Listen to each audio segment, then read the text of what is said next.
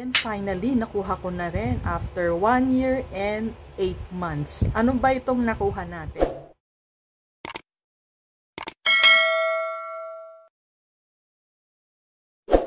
Isang masayang umaga, hapon at gabi sa inyong lahat. Guys, saan man kayong panig ng mundo naroon ngayon? Hello, hello! So, ano ba yung nakuha natin? Finally, nakuha na natin ito. Anong nilalaman nito? Yung national ID natin na PVC, plastic.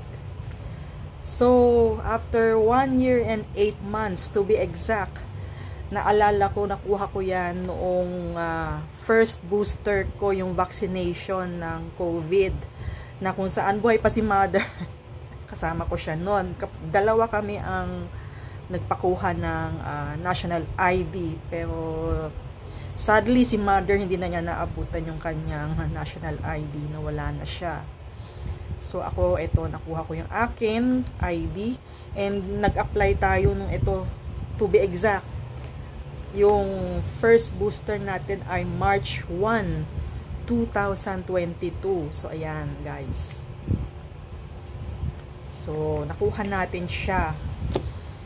And then, after a year, March 2023, this year, nakuha natin yung, ang binigay nila ay itong parang Xerox. Yan, papel na ID. So, pinatago sa atin ito. Pero, paano ba tayo nag-apply ng national ID? So, ang ginawa natin, kasi meron sa mga mall o malls na kung saan ay naka-designate yung mga taga PSA or ano ba to, Philippine Statistics Authority. May mga booths sila doon na kumukuha sila ng ayan, na mga kung gusto mo mag-apply ng ID, ng national ID. So, kinunan ka ng picture, kinunan ka ng fingerprints, may mga details din na yon, kinuha sila. So, in-encode nila dun sa iyong naging ID. So, after year, after ko mag-apply sa mall, naka-receive tayo nito, na kung saan ay kumatok sila sa bahay, yung taga PSA, binigay nila ito, temporary ID. So, ayan, finally, after 1 year and 8 months, to be exact, October 5 of 2023, may tumawag sa akin at sabi sa akin, pwede nyo nang ma-pick up yung ID ninyo na plastic. So, ito yon.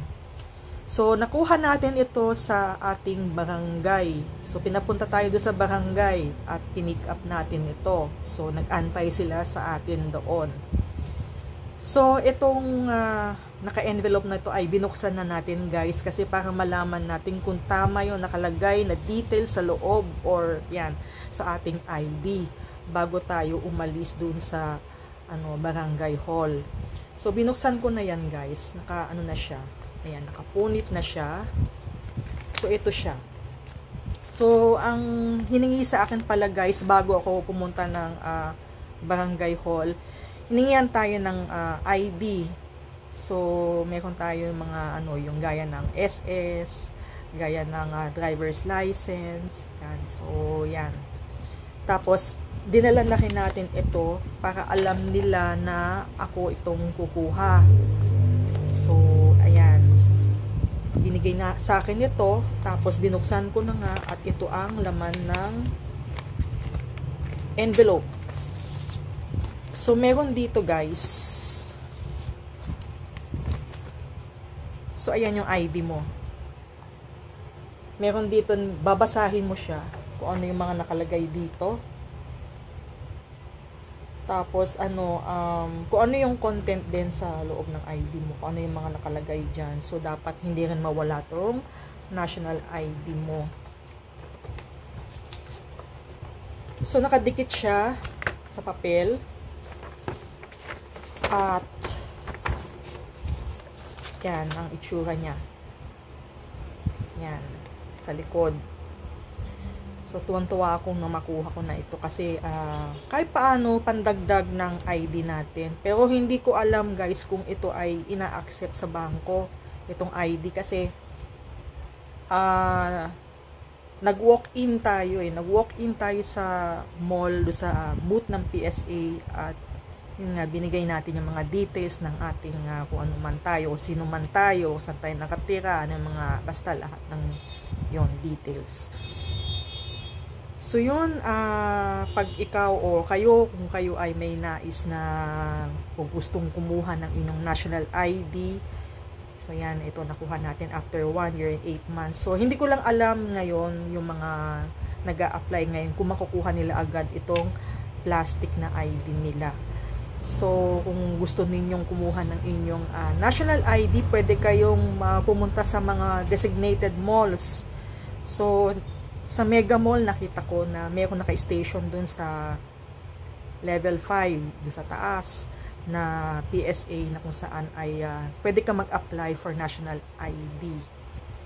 So, yan ang aking topic for the day and talagang, yan, i-share ko na lang sa inyo para kung kayo po ay may nais na kumuha ng ganitong ID ay pwede kayo sumadya dun sa mga designated na PSA booth para mag-apply for national ID. So ayan guys, so maraming salamat sa inyong lahat ng mga sumusubaybay ng aking channel at dun sa lahat ng mga first timers at napadaan lang, please don't forget to subscribe and like. And mag-iwan na rin kayo ng comments sa comment section below kung ano man yung mga katanungan ninyo or sharing ninyo. Thank you very much. Hanggang sa muli, magkita-kits tayo. Stay safe and God bless. Bye-bye!